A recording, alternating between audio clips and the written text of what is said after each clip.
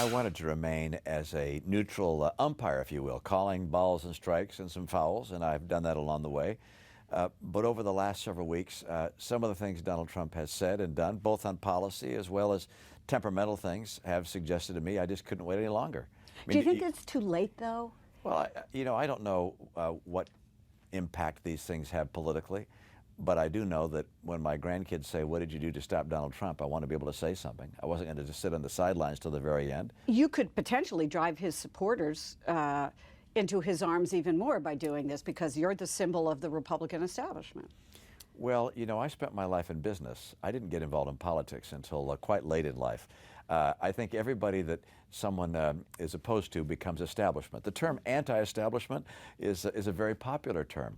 So I don't call myself establishment. I don't think others do either that want to have the support of fellow Republicans. They may say they're mainstream and they're conservative, but Donald Trump is not Republican in any sense of the word. At the debate, the other candidates said that they would support Trump if he became the nominee.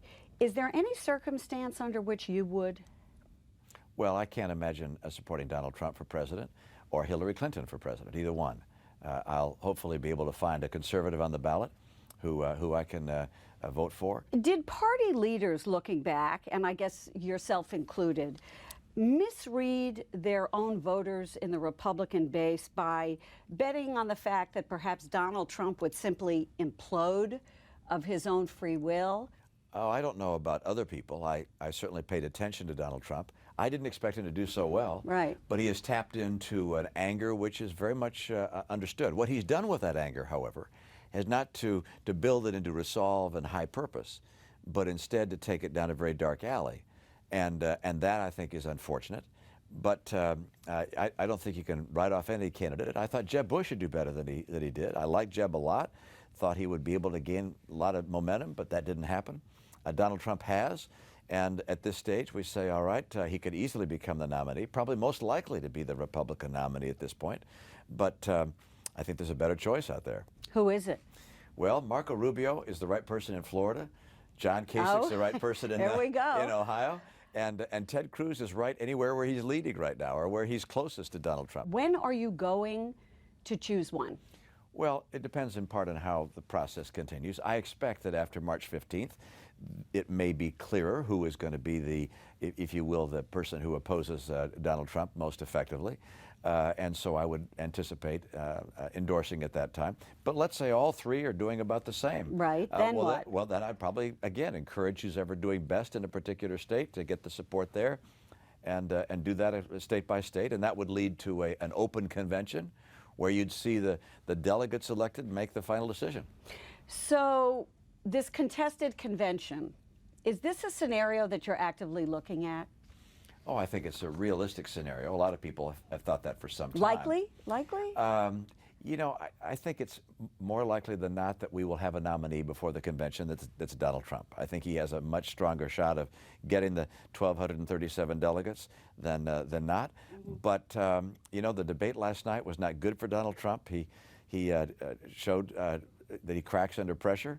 And I think that may begin to open the door for some people who are looking for a different path. Are you referring to a contested convention which has a first ballot, then people are unbound after that, second ballot? What are you talking about within the normal bounds there? Well, I'm going to begin by campaigning for people who I believe in and encouraging people to vote for folks who I think would be a better nominee than Donald Trump. But at a convention, sure, I'd be one of the people encouraging delegates to get behind someone who I thought could win in November. If there is a contested convention, would you allow your name to be put into nomination? That's not going to happen. What's going to happen in a contested convention is the people who are running for president and who have delegates are going to be able to battle with one another. But would you allow it?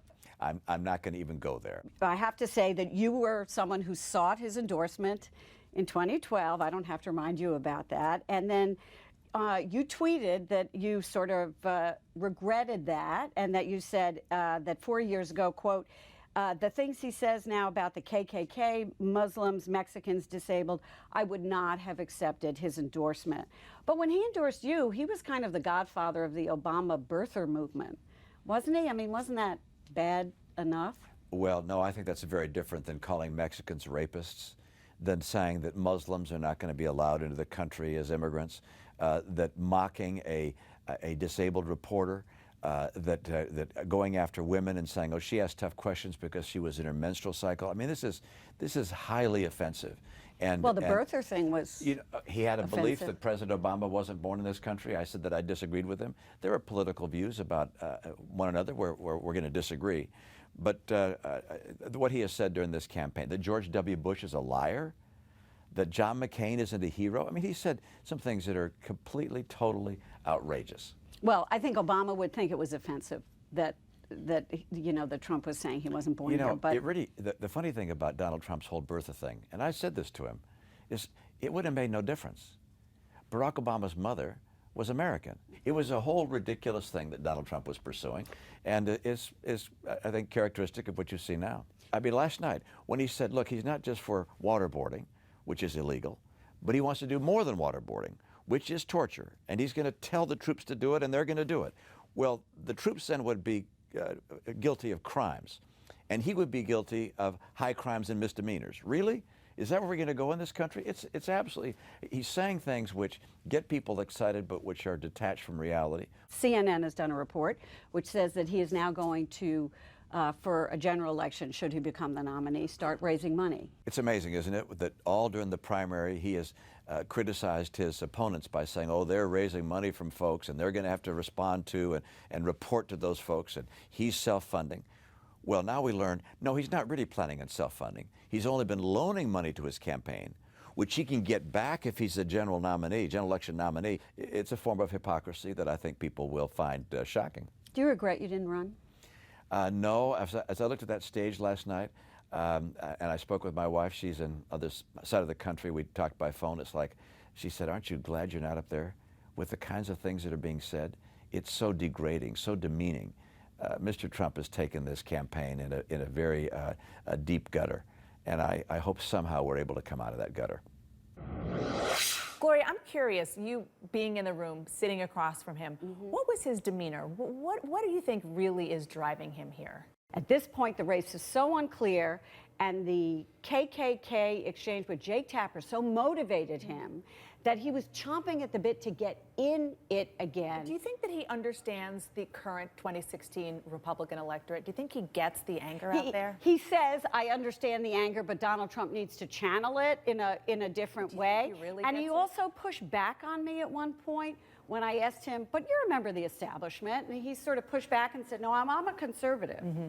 But I do think that there's a part of him, and this is very personal. He said, I can't stand on the sidelines anymore. And if you know Mitt Romney, his father in 1964 went on the floor of that convention and railed against Barry Goldwater. And I asked him about it as we were chatting. And he said, well, you know, my father's a great role model. And I think that there is something in the back of his head that said, if I don't speak out now against Donald Trump, what am I going to be able to tell my kids and my grandkids? You know, right. it was personal for him. And that's what he's telling his friends as well. Gloria, great interview. Thank you.